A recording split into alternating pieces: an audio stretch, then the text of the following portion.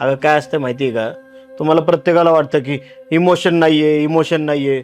अगं नवऱ्याला, भावाला, वडिलांना, म्हणजे थोडक्यात आम्हाला पुरुष जातीला पण इमोशन असतात. नाही नाही, काही इमोशन नाही.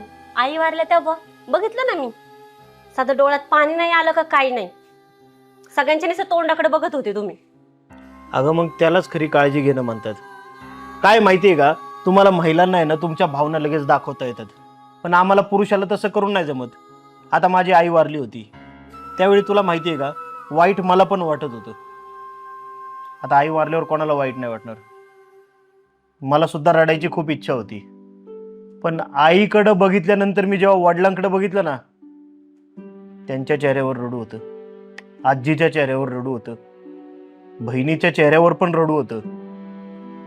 सगळेच रडायला लागल्यावर त्यांना सावरणार कोण? अहो पण म्हणून मला गप बसून तिथं त्यांना सांभाळावं लागलं. हम्म. नंतर एकांतात जाऊन मी किती रडलोय तुला तुला काय कळणार आहे म्हणा.